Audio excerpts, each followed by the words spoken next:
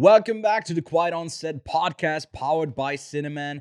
I'm Ewan Graf, and as always, I'm joined by Lachlan Teely. Welcome back, all. If you thought Avatar 2 Waterworld wasn't enough, it's not even out yet. Well, guess what? More Avatar is on its way. Or is there? We have a statement from James Cameron. I say that like we got the statement, but there's a statement from James Cameron circling around that we'd like to discuss. Okay. We got the statement. Yeah. Also, Sight and Sound 2022 has been released. We'll be discussing some interesting cuts on that list. So I didn't watch as much as usual, mainly because I had to spend an entire day going to see Glass Onion, for which I had to leave the country for. So we'll be talking about that as well. And that was completely separate. He had to just leave the country for a completely other reason, not to go watch Glass Onion. That's a complete lie. But I like how you linked it together just so you can go catch it. Which I think I should get into. And finally, today's main feature is Guillermo del Toro's Pinocchio, the classic story of the wooden boy with the compulsive lying disorder. Except this time, war, the classic del Toro twist. Here are our thoughts on the latest film from the creature creator mastermind, Guillermo del Toro. Sweet. So let's cue up that intro and get into the show. We are professionals. This is a professional podcast. Yes. Breaking Bad and Better Call Saul. Hello there. Which actually, did you get me a hat as well? Yes. So I've got Dooncam. It's just a camera with my Dune steelbook. All right. Welcome back, Lachlan. Lots to talk about this week when it comes to news. A lot, discussions to be had. Looking forward to it. We had a lot to discuss in the news segment, so let's get into the quick news straight away. Because first up, Avatar 7 and 6 as well might get made. There was a quote going around from James Cameron that I think was kind of misquoted and used by the media, the lying media, to misrepresent what James Cameron's intentions were. The quote I'm talking about, I'll read it from what he actually said. It was asked about if the Avatar is going to continue. And he said, obviously, I'm not going to be able to make Avatar movies indefinitely. The amount of energy required, I would have to train somebody how to do this, because I don't care how smart you are as a director, you don't know how to do this. So that's all he said, and people took that as, oh, James Cameron is doing Avatar 6 and 7. It's like, well, he's doing all of the Avatars. Yeah, he's doing 2 and 3. That's what he's already done. And then even for 4 and 5, he said that maybe someone else needs to step in. And here, there's no number to 6 and 7. It just says, well, they might go indefinitely. So it could, like, the quote could have been, oh, James Cameron announces Avatar 99. Yeah, I guess you have to take a closer look when some of these stories break, because they usually go off by pretty vague statements from the directors. Then over at the Oscars for the 95th edition, we'll get those 23 categories live again. Last year, they did kind of this weird thing where they recorded a bunch of the acceptance speeches and the awards before, and then they kind of showed it as a video cut down during the main show. But the Oscars was still like 4 hours long or something like that. It was still like one of the longest, if not the longest show they've ever done. And the initial goal for like the pre-recording was to cut the main show down. So it's, kind of dumb. Also, I think we never touched on this, but the Oscars are getting a host this year. It has been confirmed. Kevin Hart. No, who is hosting it? Oh, is it Jimmy Kimmel? No. No, don't be Jimmy Kimmel. I mean, I don't mind Jimmy Kimmel. For some reason, my brain just went James Corden. We should get James Corden to host the Oscars. That would go down well. Yeah, and he could make a lot of timely jokes about, the recent things that have come out, the media drama that I think is kind of boring overall. But yeah, Jimmy Kimmel, Mr. James, is going to host the Oscars this year, which will mean there's a bunch of cringing coming, but that's just the Oscars regardless, so it doesn't really matter overall. Yep. Then Netflix, I think we'll touch on this later in discussion form a bit more when it comes to like the recent releases, because they have a really stacked lineup with most recently something that played in a limited theater run was Bardo, the new Inarritu film. There's White Noise coming still, Glass Onion. There's a bunch of films that could go out to theaters, but Netflix decided to have a very limited theater run, especially for Glass Onion.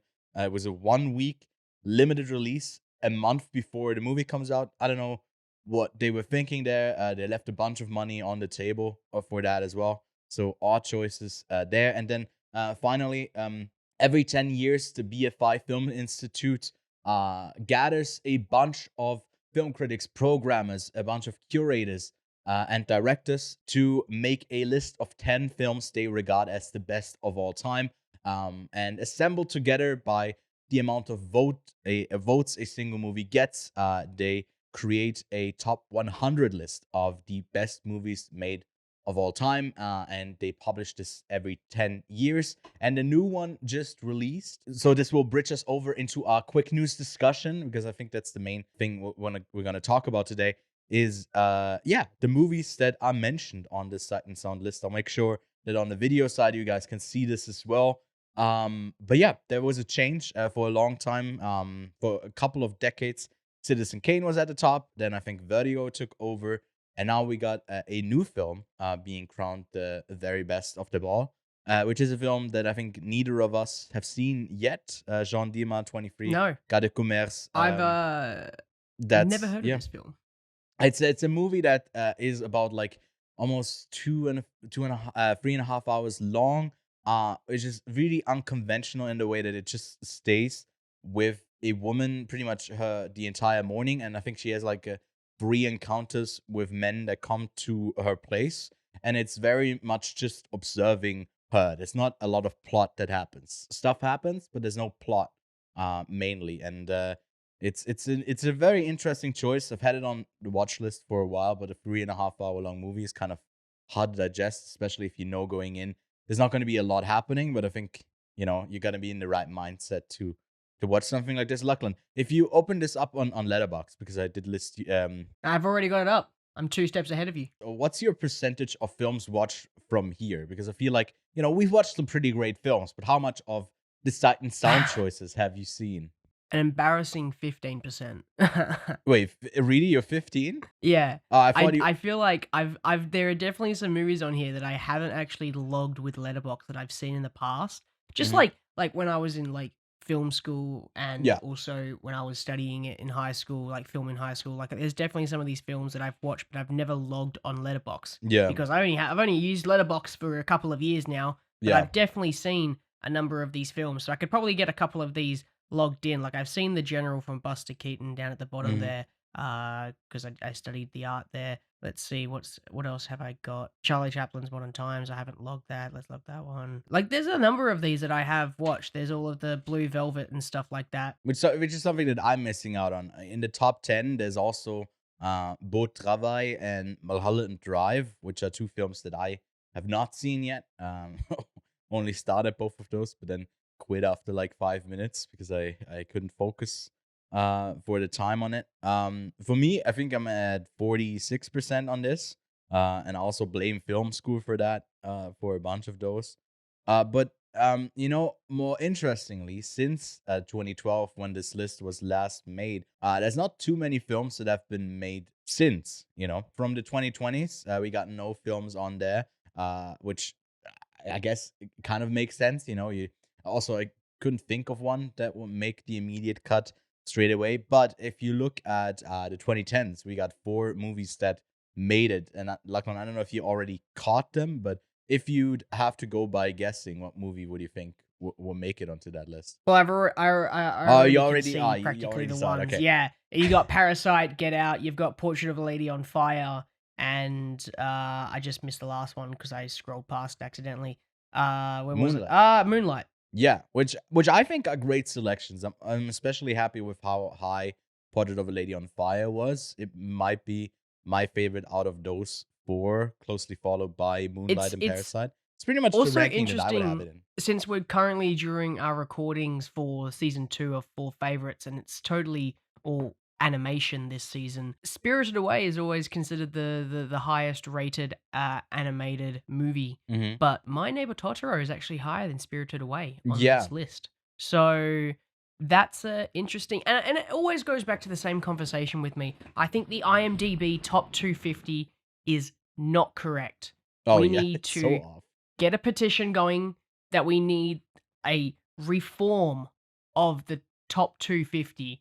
We need all IMDb ratings to be reset, and we Yeah. need it to be applied again because the 250 hasn't changed in a long, long time. The top 10 hasn't changed in a long, long time, Mhm. and really, this is a better example of how modern films can kind of come into this. But I'm surprised, that 2019? That's like 3 films that are in 2019 are on this list. What was that? Well, Moonlight was not two. 20. And then I think Oh, Get two Out is Parasite. Oh, Get Out was also 2017, 2017. and Moonlight is Yeah. also 16. 2018 or something like that. So, or was it 16? It's all pretty recent. It's not from it's definitely from the second half of the 2010s. And I think there's also just a couple from the early 2000s, and I think probably the most prevalent representation is, I just assume, the 70s. But what someone who voted on this, we have a video out with one of the voters who did submit a list himself. He was someone who put Spirited Away on his list. So glad to see it up there.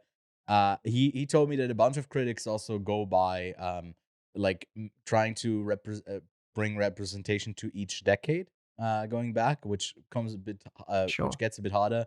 You only have 10 spots available, but that's how some people operate. But there's some great picks in here. I wouldn't say this is the quintessential best movie list of all time, because I see a couple of films on here that are like, I don't know. I think they're just important You know for what this film history. is? This You know is what this is? It's great homework. It's not the greatest films of all time. It's the greatest cinema of all time. Yeah, I'd subscribe to that, and it's interesting choices. I think in the top half, I've definitely seen way more than in the bottom half. And to me, this is also always just a challenge to go see a bunch of films that you wouldn't otherwise. And yeah, I like this. This is, again, it's high cinema art. I don't think like the IMDb top 100 or even the Letterboxd 250. I don't think they come from a point of people who have long worked in the industry, because I think what happens if you're 10 plus years in it and you've seen time and time again the new releases as well, then you do get some kind of, not just we've seen it more recently with superhero films with the Marvel fatigue, but you get the same thing with just general dramas as well. So you seek out the stuff that's outstanding, or you seek out the stuff that maybe was a fork in the road where something new kind of happened, and these films are then the pillar for what great cinema is, because there was some kind of change in it. So there's definitely a historic aspect to it. There's also a list that is made by the directors that get a separate top 100. I don't know if they're also in the main Sight and Sound one, but I was actually gonna just bring that up. Yeah. These directors' picks, I think I like this list a little bit more. Yeah. Well, I like the top yeah, pick I think a I bit like more. this list a lot more. With 2001: A Space Odyssey, I like that a lot. What's your percentage there? I'm curious, because I have seen less of these. I've only seen 42 here. 12. 12. Well, I see. Come and see it. 45. You're embarrassing me at this point. You're embarrassing me at this point. Well, yeah, you are. Yeah, you've seen more movies than me. Now you're embarrassing me at this point. The thing was, when I asked you this question, I thought it was going to be like a 10% difference between the two of us. But yeah, it's a lot of old school cinema here. And what you can also do, which I find the most interesting, is that you can go and type into Google Sight and Sound all voters, and it puts you to the website where, like, alphabetically by the name of the directors and the critics and everything, you can go through and see all the lists that they've submitted. And I did that recently with the 2012 list, and it's been fun to get some new films on my watch list, because there's some deep cuts in it sometimes as well that would never make it onto the list, but it's nice to see them on the individual list. But yeah, we spent some time on this. We also got another video out that I'll link here with Alan Mutley, who's a Swiss film critic who got to vote in this year. And yeah, he goes over his picks, and had a fun conversation with him. That wraps it up for the news mainly. Lachlan and I also tried out a new thing. Instead of discussing trailers on here, I think it's a bit of a better format if we kind of cut that out of the podcast itself and make its own video. So we did that most recently for the Guardians of the Galaxy free trailer, as well as the Indiana Jones 5 Dial of Destiny. So you can go check those out if you're interested on our first time reactions to the trailers, and we have a brief discussion about them as well. But that's that. Go check that out. Lots of videos to come. A bunch more content during the week as well. So I hope people can find some quite on sick content throughout the week as well. Okay, Lachlan. So let's get to what we've been watching.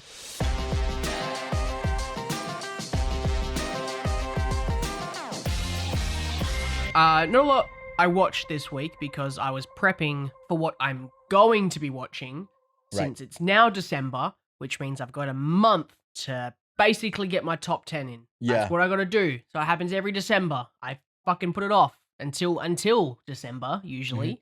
I don't watch every single release when it comes out, but hey, here we are, another year, and I'll explain that in a second. But what I have been watching, what I did watch this week, is I've got 30 minutes left on $18.99. It's a cooler Netflix production. Yeah. I'm enjoying it, and I like the mystery. It's very, very fun. I'm gonna go back and watch Dark because I heard a lot of good things. But I've got 30 minutes left. You know, they could fuck it and it be terrible. So could turn to trash. Turn to trash. Yeah. The other thing I watched was the Guardians of the Galaxy Holiday Special because I thought it was a bit of a longer thing. No, it was only 40 minutes, and I was like, cool, slap that bitch on. Chucked it on, had a great time. I cannot stress how fun it was just to watch something just not be taken seriously, and to have Kevin Bacon in it is even funnier. So have to admit, had a great time with the holiday special. But Ewan, so far on my list for 2022, I have 71 films that I have to watch to get in my top 10. Yeah. How many am I going to get through? I do not know. I don't know how many hours this is going to be. It's going to be terrifying. But there's a number of these films that haven't even released yet because I've got Avatar 2 on here. Yeah. I've got The Whale, which hasn't released in Australia yet. I've got The Banshees of Inisherin that releases on Boxing Day. There's a number of films on this list that I have to watch. And there's a number of them that I don't even think I can get because they're not releasing in Australia until next year, which is unfortunate. But there's 71 2022 films on my Letterboxd watch list. And I'm going to make my way through them. And hopefully I can squeeze in some of the movies that I already have on my top 10 because that's right. I have a privated list on my Letterboxd account for my top 10 of 2022 already. But there are films on there that I have been told they will be on my top 10. So I've got to watch those, and they might be added on. But until that day is done, then I'll unprivate that top 10 on my Letterboxd on that list, and it will be available to be viewed to the public. So a lot of watching to do. A lot of logging on Letterboxd. If you want to follow that, then you'll see the journey I take over the next month of the Christmas period. I'm curious for a bunch of them for you. I feel like the most likely to make it onto your top 10 or like even very much to rise to the top is the Banshees of Inisherin. I think that's still the one that I feel like you're gonna like the most. And then maybe something like Decision to Leave might be another big one for you. I don't really see much else being like super relevant to your list overall, other than the obvious choices that I also haven't seen yet, like The Fablemans, like a Babylon, like stuff like that, you know, that none of us have seen. Or like Babylon has no one seen, but Fablemans is already out, has been out for a while. But those might make it onto our lists. But lots of catching up to do. Exactly. Hopefully you get to see stuff that you also enjoy, and it's not just a drag to try to catch up with the 2022 releases. But yeah, man, good luck to you. I was able to cross one off the list and not see that. I think the new Knives Out sequel, it's Glass Onion and Knives Out Mystery. I was told that it's very important that I mentioned that second part as well. Is directed by Ryan Johnson with Daniel Craig returning, and is a bit of a trip, much like the trip that I had to take because I did not get a single screening or a single showing was held in Switzerland. So I had to go to Germany to go see this film. Like actually quite far. Like I took a 3 hour train ride one way to get there to like this really little no to get to this like fun little art house theater chain that actually had like pretty big screens. And I was thinking it kind of would be fun to like track around Europe because it's pretty neatly connected with trains and just go visit these like little theaters like throughout the months and go see a bunch of films that I have to catch up on.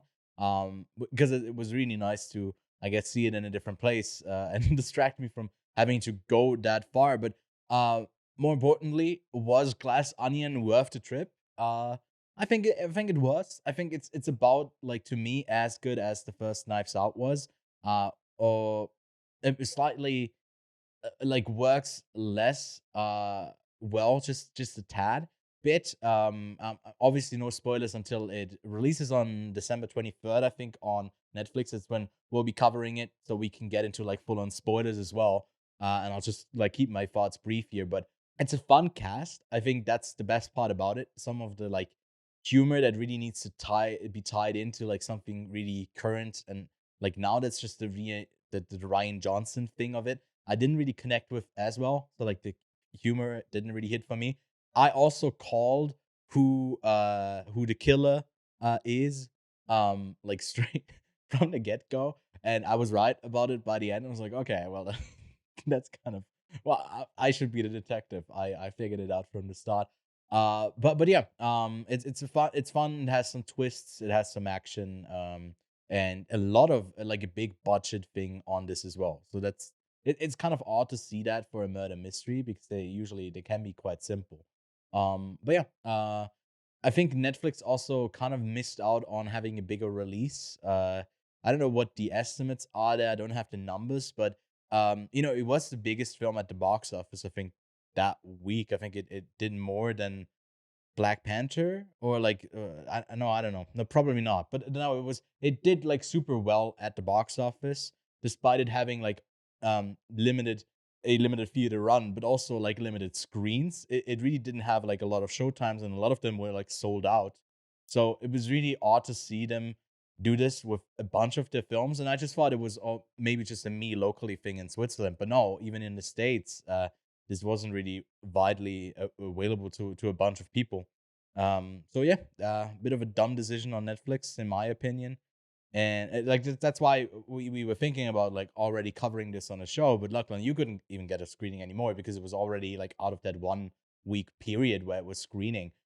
So quite annoying, to be honest, to be a film fan of the Knives Out mysteries. But yeah, that's what I watched, and also for favorites, I can kind of leak because it's on not just one people's list, but not on one person's list, but actually on multiple. And I caught up with Henry Selick's Coraline, the motion animated classic, and wow, wow. I think that was one of the fastest 5 stars I've ever given to a film. I was completely entranced in that film. So beautifully animated and tells such a nice little neat story. So focused on what it's trying to tell, and just yeah, just a fun ride to be on. And I know, Lachlan, you also love Caroline, right? 100%. Yeah, so one of the best stop motion films ever made up there. I don't know what it is. We'll talk about a stop motion film in a second. Uh, to me, it's just because it's such a meticulous craft of trying to get that like it captured each frame. Mm. That it feels like there's so much care put into each moment. That maybe I'm just like it's also because there's less of them and they're pretty hard to make, I assume, as well on like that level that the great movies do it. But yeah, great story. And then I caught like 2 pretty terrible films that I had Disney screeners for, and I was like, why not? I'll watch these. They're both out now. There's the sequel to A Diary of a Wimpy Kid, Rodrick Rules.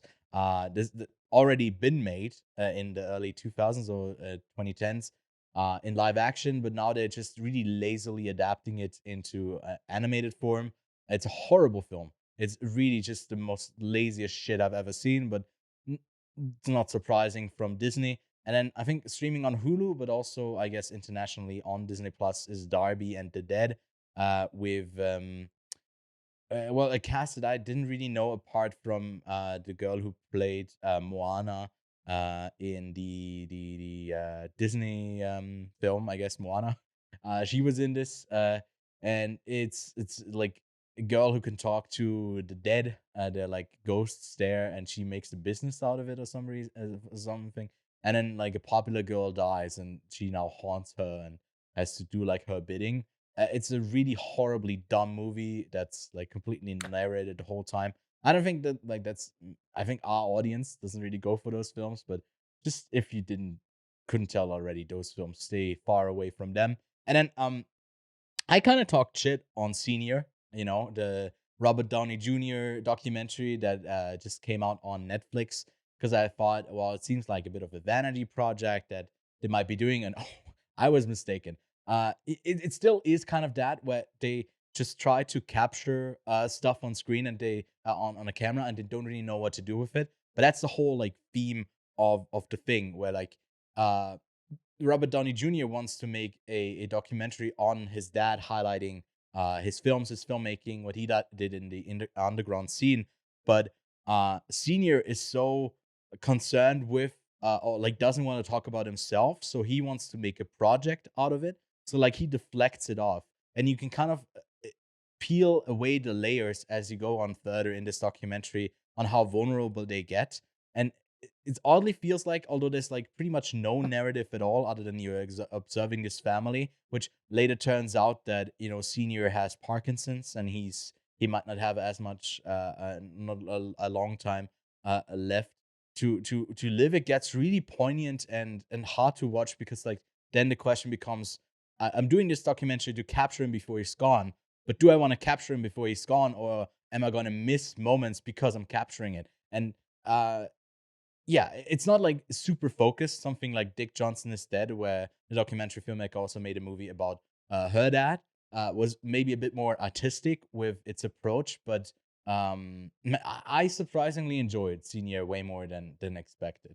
So a recommendation from me over on Netflix. But yeah, Lachlan, that's all I've been watching. Without further ado, let's get into Guillermo del Toro's Pinocchio. During the rise of fascism in Mussolini's Italy, a wooden boy brought magically to life struggles to live up to his father's expectations. That's Pinocchio, the very familiar story that we've seen adapted countless times earlier this year as well by Robert Zemeckis in horrible fashion. Here we get a stop motion adaptation from Guillermo del Toro, a masterful filmmaker that in 2017 got an Oscar for his film The Shape of Water. Here, I think he's pretty set on getting another one for his film in the animated feature category. Pretty much a lock already, in my opinion. I don't see anything else really topping this when it comes to animation. And a lot of people seem to agree, because this movie has been received very positively so far from the few people who've already seen it. At the time of this recording, it's not been out to the general public over on Netflix so far. We managed to get some screeners, and like we already said earlier today with Netflix, it did get a limited release, a bit better, I think, in some ways than even Glass Onion, because I think it's not like out of theaters in that same week span, but maybe I'm off there. I saw a bunch of showings for it today still. Anyways, it's currently sitting at a 4.1 on Letterboxd and 8.1 on IMDb and 83 on Metacritic. So really, we see there's some unity. There's not about a bunch of discrepancy when it comes to the ratings, which usually means you got a really quality product for pretty much everyone across the spectrum. It comes in at quite a long runtime for a short stop motion film at 117 minutes. Like I said, directed by Guillermo del Toro, as well as Mark Gustafsson, who I think hasn't really done much apart from some short films that were also stop motion. I haven't really seen his name pop up, so this was in some form a collaboration. The movie is budgeted at around 35 million, and you can really see all of that on screen. We got a star-filled cast with Ewan McGregor, David Bradley, Gregory Mann, Bern Gorman, Ron Perlman, John Turturro, Finn Wolfhard, Kate Blanchett, Tim Blake Nelson, Christoph Waltz, Tilda Swinton. There's a whole bunch of people in this voice cast, even if it's just voicing a monkey like Kate Blanchett. Everyone's getting a slice of the pie. Our review for the rest of Pinocchio is going to be a spoiler review because it's Pinocchio. It's literally Pinocchio. You've heard the story before. It's pretty simple. It goes through the points, I guess, that you already know in the story, but it just does it in more Guillermo del Toro fashion. And Lachlan, like you mentioned at the top of the show, that just means it's Italians and war that have to be the backdrop for this whole thing. That's just when there's a Guillermo del Toro movie, what has to go into in the background of the film. But here it also comes to the forefront more often than not, I'd say. And overall, Lachlan, would you say this is the best animated film you've seen of the year? Best animated film of the year. That's a hard one. I think that it definitely is. Yeah. I will probably say that it is up there. I'm just trying to think of what else has come out this year that's animated. I don't think there's a whole lot. No. All I'm thinking of is like Lightyear, Mhm. Minions. Yeah, and other than that, it's been quite small. I haven't seen Wendell and Wild, is it? Wendell and Wild Yeah. yet, which is obviously very similar animation style, because that is created by the good old Henry Selick, Yeah. the Mhm. animating god himself. Close cousin. But yeah, but other than that, I would say that for me so far, it probably is going to be the best animated film Yeah. of the year. Yeah. Agreed there. I think Yeah. that the only other films that are kind of in contention are something like Intergalactic, which is supposed to be a series, but then got turned into a movie. But I don't think it's like playing for Oscars at all.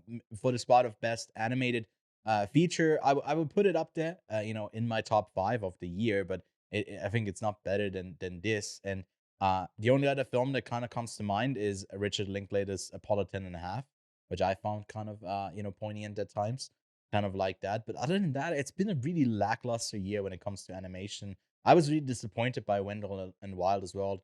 Strange World was just okay. Luck was pretty terrible. Then there was the DC one with the pets, DC League of Super Pets, and there was something on Netflix called Sea Beast, and like you said, Lightyear. But other than that, really nothing that stood out to me too much. I guess Turning Red is also this year, which seems like it's been forever ago when that movie came out. But I think that still like categorizes here. Which let's get to our overall thoughts, Lachlan. What did you make of the film? I loved it. As much as I joke about Del Toro, you can't fault the man for wanting to put some really dark stuff into his films because Yeah. it always lands, it always hits. Mhm. And for him to grab this story, which I believe from reading a statement he made was very close to his heart as a child, the story of Pinocchio, to then take this story that he loves, move it forward within time, so it's not set in the 1800s, but a little bit later in a 1930s Italy. Yeah. Essentially, it's this classic story of Pinocchio with the exact same story beats, or at least major story beats, that you get in any other adaptation of Pinocchio. Mhm. But by moving the period that it's set in to a time where Italy was essentially under a dictatorship, you can throw some really cool new ideas into the mix because Mhm. this Pinocchio is not a Pinocchio that's going to tell you a story that lying is bad, because that has been done over and over again. He wanted to explore something completely different. Yeah. And because it's a spoiler review, I can pretty much say what it is. When Del Toro made a statement that this Pinocchio movie, he wanted to explore death, I was like, what? Yeah. You want to explore death? Mhm. I was like, what the? How are you going to do that? Mhm. And my gosh, does he do that? Yeah. I have to admit that I was blown away by the first time Pinocchio dies, Yeah, It's a really me great too. scene, Hmm. and the rules to his immortality, and then the story that it then goes to tell. There's Hmm. a little bit of a flaw with the original story when it's trying to add this little bit of an extra imp to it, and I'll eventually get to that by my little issue with this film. Yeah. But overall, very positive, very very good, enjoyable experience.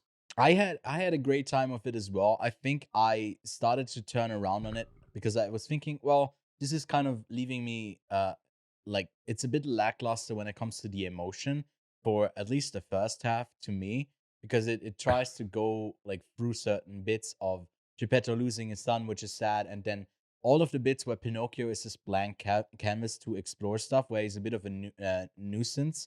Um, it's a bit annoying as well to see, which is the exact point that you want to be at, because he's this uh, kid who wants to explore, and he also gets on the nerves of Geppetto. So you get like why certain things happen later on. But I think he works so great as this blank canvas to explore stuff with. I think here the war theme works maybe even the best in any Del Toro film, because it's such a focus as well. Which it never. There's obviously statements in there where like Pinocchio goes, he doesn't like war later on, like the plot point where that gets used for lying as well.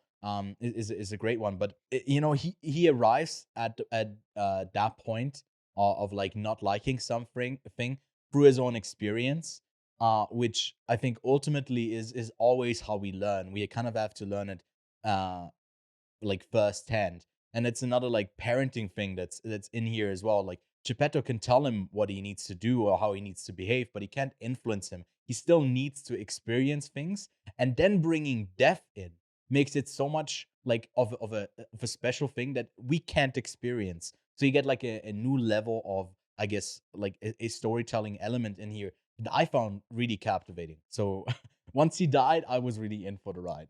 Yeah, that whole death sequence with the those death rats, and Yeah. it, because one thing I want to say about the I guess part of this film is that the humor is done so well. Hmm. And when you have this, oh my god, this film's going to be about death moment with these death rats, they're Hmm. cracking jokes. They're like the death rats, like, oh, this guy's dead. No, I read the report.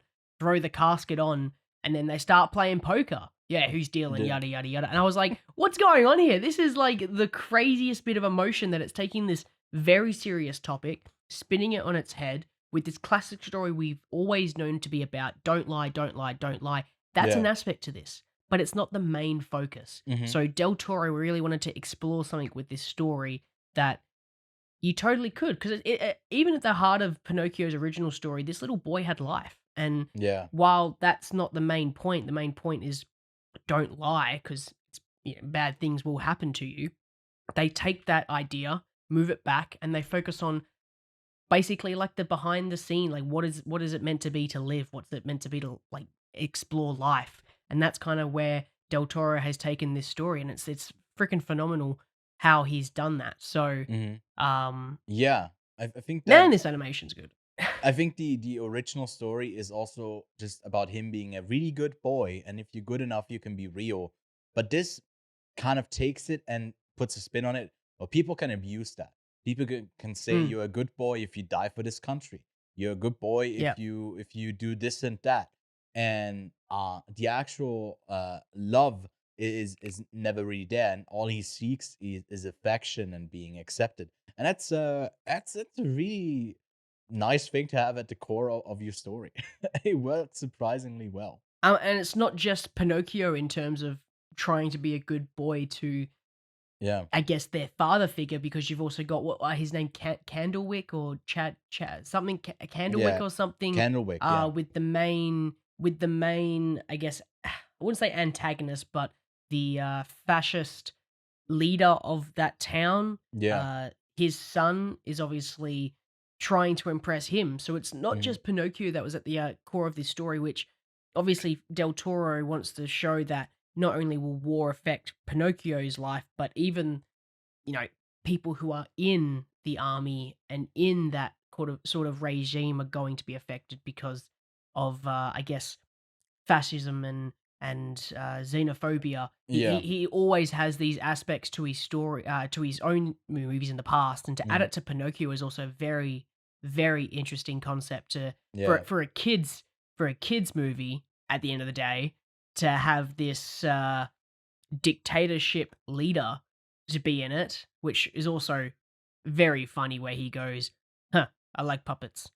I don't like these Yeah. puppets." Like, and then also Yeah. the visual comedy of the very, very, very, very, very long car to introduce Yeah. the dictator when he first shows up.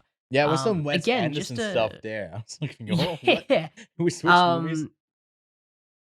Del Toro, as we said, has done his twist. The thing that makes Del Toro movies is not just the creatures. That's what he's known for. Which the woodland spirit and also the death spirit were freaking incredible. Like, it's a really awesome imagination this man has when he creates creatures. But this was not the focus this time.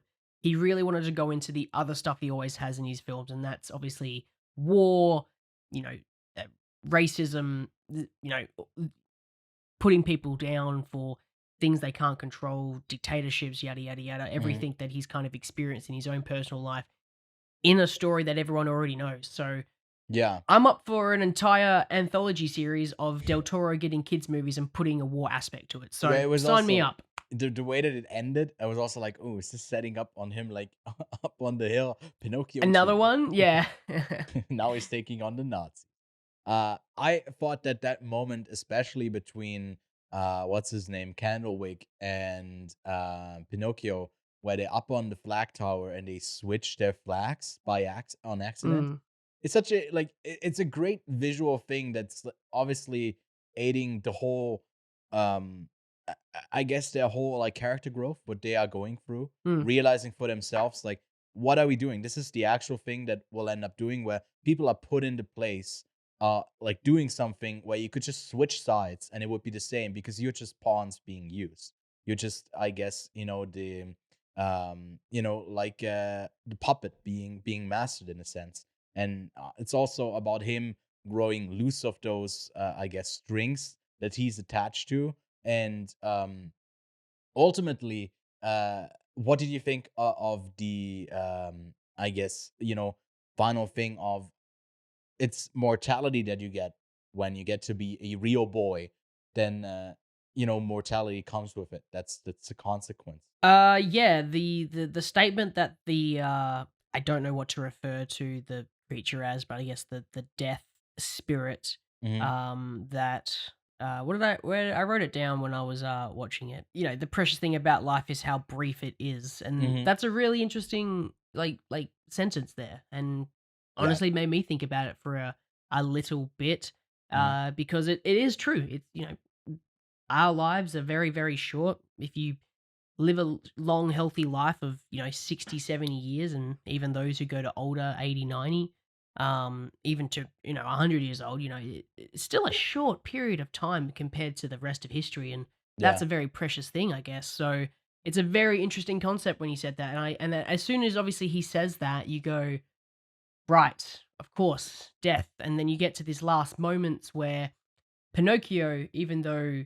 I believe to be mortal now, I guess they don't really say, he's brought back to life, but they don't really say whether he is mortal or immortal, but whatever. Anyway, witnesses the death of the three people around him that have always, I guess, cared for him, and that's Cricket, Kate Blanchett, the monkey, and also Geppetto.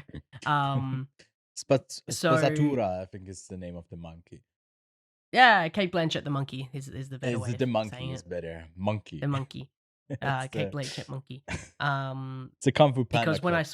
I saw Kate Blanchett, because I thought Kate Blanchett was the spirit, and I was like, oh, I know Yeah. Kate Blanchett's in this. Oh yeah. Nah, And Stella then Swinton. I was looking at IMDb while watching this, and I went, The oh, other it's she's the monkey. Wow, yeah, talent. Yeah, she doesn't really Great. talk, right? She doesn't. and she I also mean, they doesn't do talk a the little bit. Where I think when they do the puppeting, when the monkey's doing the puppeting, and like the puppets are talking, like I'm assuming that's her yeah. talking, I don't or know is she because just it doing was like the different squeals? voices to me. It didn't sound like, Yeah. but I'd have to rewatch it closely. I wasn't paying Yeah. attention as much to if it was her or not. Well, I think that we've kind of come to the end of the conversation around like the whole meaning of the film. Yeah, I yeah, really yeah. want to get into some technical stuff with it, if Mhm. that's okay with you, because I'll tell you what, this stop motion animation style that you get, there's not a lot of movies that have this style because Mhm. it obviously takes a decently long time. I think this film got announced in 2017 by Del Toro that he was working on an animated Pinocchio film. There's something about this style that you kind of know it, but you don't at the same time. It always Mhm. feels fresh and unique because you don't see it as often as animated. Kind of like Spider Verse. When you first saw Spider Verse, you go, "I've never seen this animation style before. It's Yeah. wicked." But you've always seen that Minions, that incredible Pixar like animation style. It's just known, so it doesn't really have anything spectacular about it anymore. Where this animation style always feels special because it Yeah. always feels like there's a animator changing a little thing each frame, and Mhm. you just feel that with this, and there's that little aspect of the creator on the screen animating it, not just a computer generated image with animators behind the scene. Which I'm not saying that there's lack of creativity in those films, but there's just something different about a camera and stop motion animation on the screen that just Yeah. feels a little bit different. And it's definitely the best style that Del Toro could have picked for this story. I don't think I could see this story fitting with any other animation style. Yeah, I think it also doesn't need to be like needlessly just like creature stuff where it just needs to look Yeah, scary. And I feel like it really hits home the a nice look for the whole thing. It just kind of works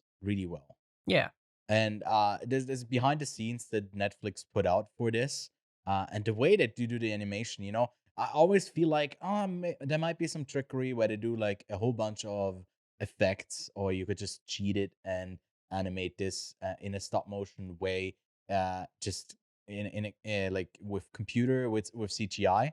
But if you look at the behind the scenes, the way that they do this is it's just a craft that's not like done as much. It's not done as much. It's like working with practicals, and it's just all practical, the way that you make it. You mm, make miniatures, you move the stuff around. It's really beautiful. It's really beautiful, the artistry that goes into it.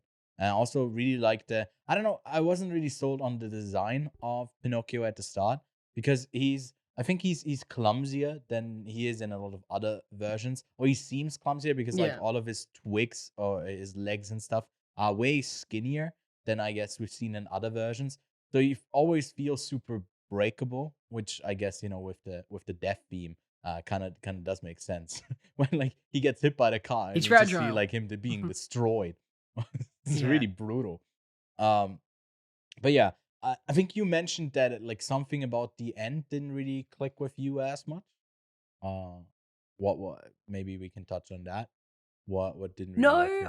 I don't think it. I don't think it's the ending. So I think you might be referring to my issue with a certain kind of aspect of this film, Yeah. and it's the relationship of father and son between Pinocchio and Oh, really? uh Geppetto. Yeah. Hmm. So there's a large chunk of this film where they are separated, but you don't Yeah. really get much of Geppetto's side of it. It's all just Oh, he's chasing it in a really Pinocchio's. silly way. Is that like the main issue that he had? Well, He's the chasing the the the biggest issue circus. I have is still at the end of the day, this is a Pinocchio story. So there Yeah. is a reunion between father and son at a certain point. Hmm. But that moment never felt special to me. Never. Right. You think when they meet So up in the whale, it's not. It's just kind of random. it's nothing. That's It's that's just kind like of no, how no, I no, felt. no. Yeah. It's just that it's not random. It's Like not obviously impactful. it's going to happen, but it's just Yeah. not impactful because there's Yeah. no like yes, you know that Geppetto is hunting down for Pinocchio, right? But Yeah. then he's stuck in the whale, and you go, okay, he's stuck in the whale, and then you don't see him for a good 30 minutes until Pinocchio is again eaten by the whale and then they reunite. But it doesn't feel special at all because Yeah. you don't have that moment where Geppetto kind of goes, no, I should have been the good father in that period. And you don't have that moment where Pinocchio also does the same thing. There just needed to be one little thing, Mm. not even little, but like just need to have one more moment where you know that they both care and depend on each other, because then it would add a lot more emotional weight at the end where Geppetto is saved, sacrificed by Pinocchio, because even still him sacrificing his immortality to try to save Geppetto and then actually dying himself is impactful, yes, but to have that, again, reunion be more impactful would have added just that extra layer on top. So, unfortunately, even though I praise the aspects of this film that Del Toro added to the original story of obviously pathological lying and obviously this relationship between father and son is kind of missed a little bit, Yeah. which is unfortunate. And no because donkeys it in would this have one as well. it would have it would have added a nice extra layer of love to Yeah. this otherwise very good film. Yeah, I get what you're saying. I feel like it also works for me if they don't address it. I have a bigger issue with the way that it's like it has that kids film type of logic where things just kind of happen and people run into each other just because they have to. Like I feel like the point where Geppetto is just chasing the circus, it's almost comedic in a sense where he always arrives late and he's just running. I feel like, are you not smarter than this? Are you just really this dumb old man who He's an can't old chase man. down He's a an old man. circus? Because if he keeps going, they don't stay at a place just like, not there for 30 minutes and they move on. They're there for quite some time. So that was a bit silly to me. But I feel like there were some moments where I felt like, okay, this is a pretty all right film. It doesn't stand out apart from maybe the stop motion artistry from other animated films that I liked for the rest of the year.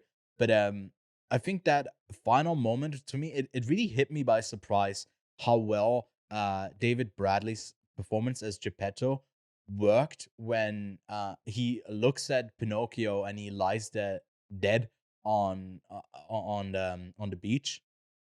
And I was Mhm. just I was caught by like being emotional myself. I ended up tearing up. It's like, whoa, holy shit! Why am I feeling so many emotions for this right now?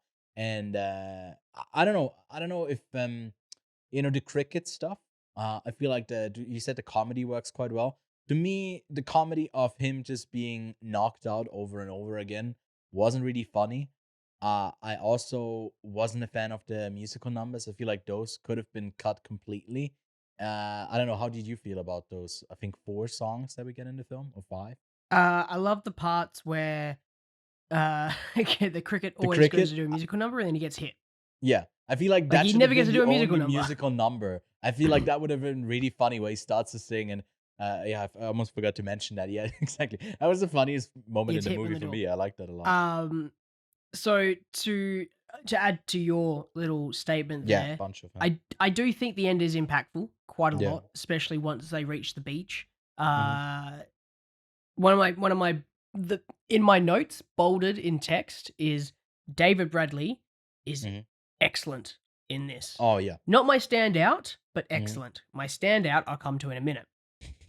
Cape But Blanchett. David Yeah. Bradley did an excellent job, and that scene is very impactful. Yeah. But also, I really enjoyed Ewan McGregor's performance as the cricket throughout the Yeah. entire thing because out of this extra kind of like meta-ness level to it, Yeah. and I really also enjoyed that scene because you're about to start tearing up from him being like, my boy, my son, come back to life, come to me.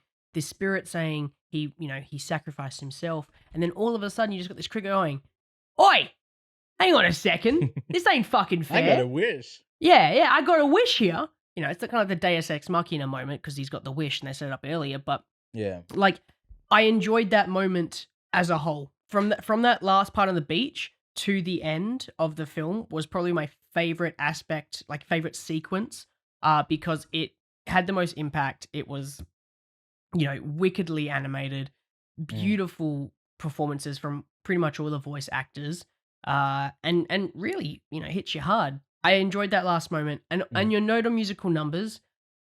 I agree. The musical numbers are trash. Yeah. They aren't good. They They also don't fit really in there, I think, for the type of I story don't you're telling. know why they kind of went with it. I mean, I guess they, he does musical acts in the circus, so it does Yeah. make sense that they have those in there a little bit. But and obviously, Have you seen the they sing original a Disney song. one? Is that I haven't seen that one. I Have you mean, they're seen all that one? musicals in a way. They're all the Yeah, original classic yeah. Disney There's ones. They all musical numbers to be incorporate it, adapted, but Yeah. I don't think that these are good musical numbers. I think that they're Agreed, yeah. okay. I just don't think that they're impactful in any kind of way when it comes to being memorable, like the la di do la li la la, like whatever.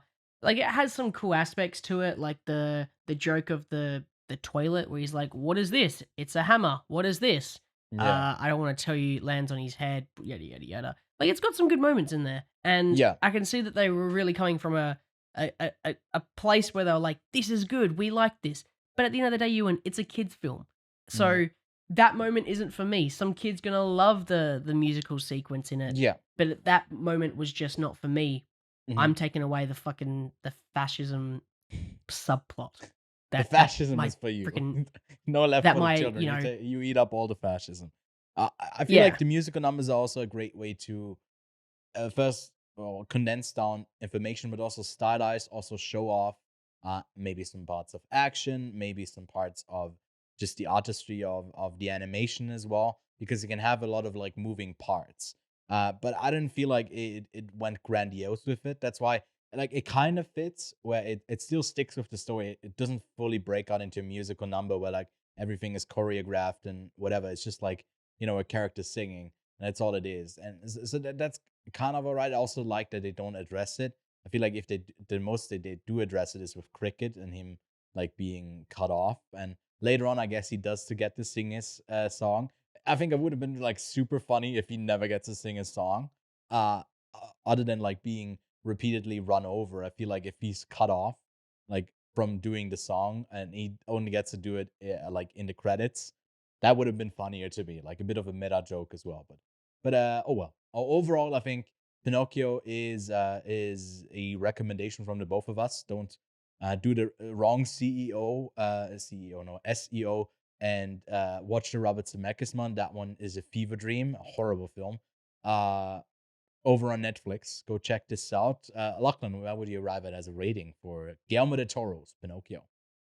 Hang on, I've got like four more points that I want to make. Before we close damn! up. Fuck! I thought you were done. I'm doing a speed. I'll do a speed run. No, I'm not done. No, Why no, are no, you all just good. closing up the I just- podcast? I've got a couple of points I want to get through here. This is the rating all over again. Where All where right, I didn't give okay. you a rating.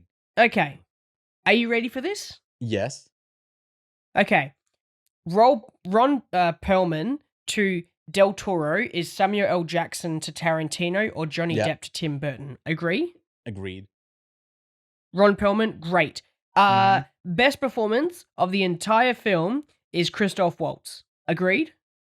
What does he Count Volp? Who's that character again? He plays the fucking the circus leader. He's great. Oh, The yeah. entire no, he's time. Every great. time Yeah, he's in yeah. a scene, I'm like, I love this Yeah. guy. He is so scummy, funny, perfect. Every time he comes on scene, I heard his voice and I was like, that's Christoph Waltz, and I'm so happy. He just, even when he's not a character on screen, shot on camera, and it's just his voice, he has my attention. He's just a great actor. Next one. The argument about voice actors not getting roles in animated movies and going to actual actors. Yeah. Where does this one sit in? Because I feel like the majority of these characters are played so well by traditional actors, not just voice actors. So in the age where why the hell is, Mario being played by Chris Pratt, conversations are going DC on. League of Super Why is there Pets. not a why the hell is Ewan McGregor playing the cricket in Pinocchio? Why the hell is Ron Perlman playing the fascist in the latest Pinocchio movie? Like, why isn't it this conversation happening here as well? Maybe because, Chris Pratt will get butts into seats and Ron Perlman maybe not as much, but conversation here? I feel like it's the quality of the actors as well. It's such a stacked cast. It's an amazing cast where they all bring a certain uniqueness with their voices as well. So I Mm. feel like here the argument could be made, but I feel like you got some incredible performances that this movie wouldn't have worked as well if it was just a really Yeah. great proficient voice actor in that role. I don't know if I would have bought it. Maybe Ewan McGregor could be swapped out to like some generic whatever, but he has a lot of like charm in his voice as well. I love to Yeah. listen to He Ewan does. McGregor talk. Uh, Funny enough, yeah, one of my top points is literally listening to Ewan McGregor for the next 2 hours will be great. yeah, exactly. It's that type of stuff where I don't really mind the narration as much because it's Mm. funny how like seriously this cricket takes writing. It's kind of charming. It has like that whole aspiration to be kind of seen for all of the characters. It's kind of their thing. At least the likable ones that aren't antagonistic. So yeah, I feel like it's a great voice cast. So even like someone like Finn Wolfhard, I was like, oh, is he gonna stick out? Yeah. He worked amazing. I was like, He oh great. damn, he got some Yeah. acting chops. That works so much better than anything he does in Stranger Things. And finally, Ewan, my final point before we can Yeah. move on, thank you very much for asking, Yeah. is just Geppetto yoded out. What is he yoded out? He yoded out. Like he just turned into a force ghost, like yoded in. Oh, He just yeah. I vanished. I do like how like everyone needs to die in this because it is, if you couldn't tell already, about death. So like Everyone even had the to die. narrator, the cricket, Geppetto, everyone dies, and I think we touched on it earlier. You're like not sure when he's brought back to life if he's mortal or not. I think the Immortal. cricket also leaves it at a place where like he says, "I think he's mortal. I think he'll have like a life that is I don't know, his burdened or at least not burdened Mm. by mortality." Uh, so, but yeah, uh, it's open, but I feel There you like, go. yeah, we're supposed to end on a happy note of he's living, and it's like brings it back to the theme of like death also just means that people that stuff means something, and like the lesson that he learns there is quite poignant. So a great film. I feel like not for the really really little kids, but if you like 12 and above, I feel like this is a great film to um to watch and have some really memorable experiences with, you know. Some Mm. stuff to talk about, some Definitely. stuff to chew on as well. Knock on wood 3 times and hope this gets some Oscar recognition. Do you think it will take like something even up in Best Picture, or is it going to stay in the Best Animated? Best animated. Yeah, I think so as well. I think there were some talks that maybe it makes it up in there.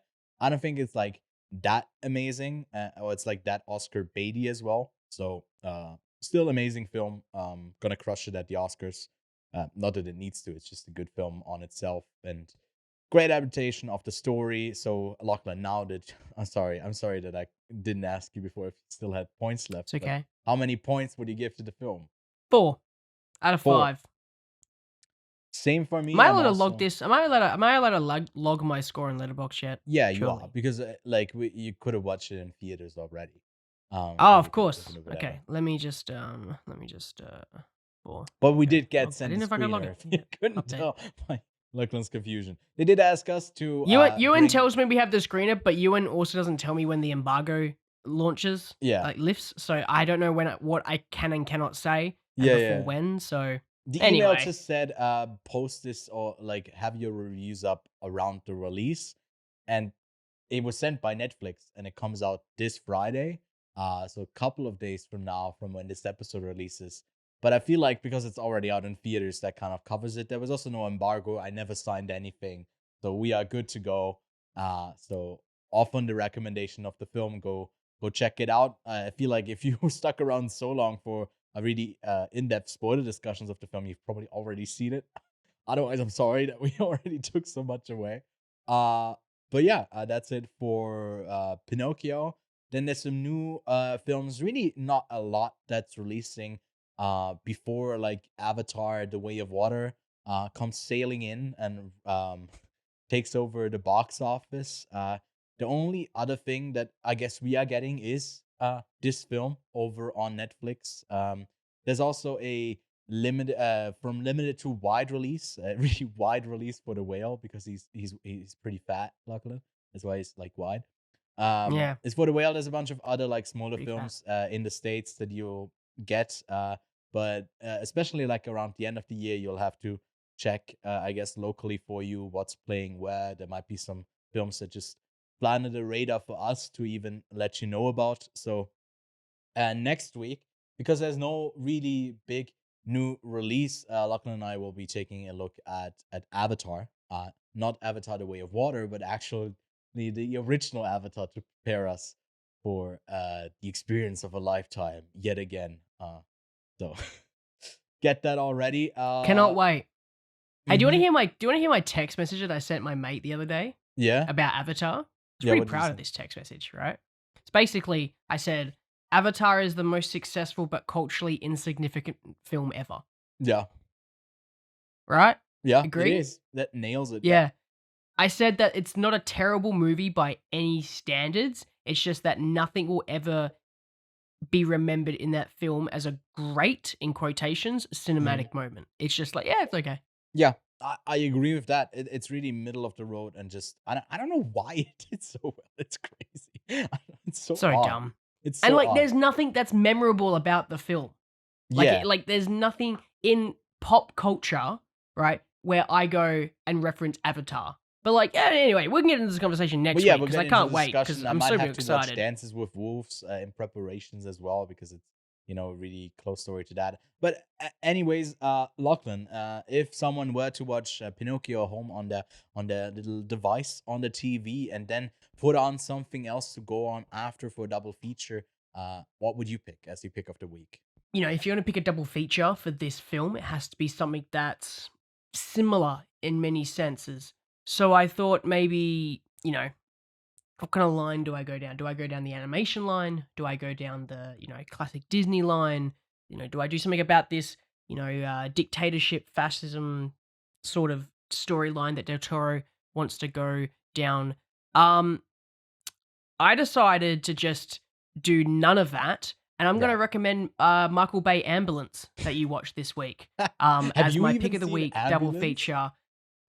No, but I'm going to watch it this week as part of my one of my Well, 71 you know movies I'm how going to it watch. ties. So, You know how it ties in? People before they die sometimes go in an ambulance. So there you go. Tie Ambulance. over me. So, if you Bam, want to talk about booked. life and death, Yeah. my pick of the week is Ambulance 2022. Okay, great pick. I've seen it. It's people have been praising it as like a pretty good Michael Bay Good. movie. I think it's just the Michael Can't Bay wait. movie. It's not his movie though. He's just a producer. He didn't do it. He's just a producer. See, that's the power of Michael Bay. Okay, actually, it's like this. So essentially, this is Guillermo del Toro's Pinocchio, right? Yeah. Michael Bay's Ambulance. That's Mhm. how I linked it. It's having someone's name in the title, even though it's just Yeah. Ambulance, but everyone goes Michael Bay's Ambulance. Figuratively, everyone knows that it stands. Everyone there. knows it's Michael It Bay. stands there. It's imprinted on Yeah. everyone's character sheet. I'm going down a different line, the Coraline. I'm sorry for that. And extending segue. the animated, well, I guess stop motion thing, and also tying it over to our theme of 4 favorites this month. We'll link the playlist for the new episodes here. Should be a couple of them already out by the time you get to see this podcast. So hop on over. It's a really fun show where in the first episode, Lachlan and I got to talk about my favorites. By the end of the month, you'll get to hear about Lachlan's. And in between, we have like about 10 guests that are scheduled to come on, talk about their favorite animated films. So go check that out. Really proud of that new series that we're doing here. It's fun to reach out to some people in the industry and maybe bring you highlight a bunch of films that we wouldn't get to talk about otherwise on the show. So yeah. Again, like I said, next week we'll talk about Avatar from 2009. I think I got it somewhere on that shelf as well. The DVD, not even a Blu-ray of it. So I'm gonna watch it in like 480p, but definitely in 3D. Gotta be in 3D. Anyways, in the meantime, like I said, go check out those other videos and subscribe to the channel if you haven't already. Leave a like, goes a long way to help us out. And if you want to reach us. There's a link tree link below where you get all of our socials as well as Lachlan and mine. That wraps it up for this week. We'll see you next week with Avatar. I'm so giddy with excitement to talk for the next 2 weeks about blue people. Lachlan, I don't know about you. How are you feeling about that? I'm prepping myself for it. I've got to prepare somehow. Yeah, and we'll definitely lock in our bet that I don't know if you know, it's still ongoing about the box office success and the repercussions that come if we're wrong about this. And I feel like I'm definitely going to be the one who's losing. So yay me! Looking forward to being Yay blue. you. Yeah. Yeah. Anyway, so that wraps it up. We'll see you soon.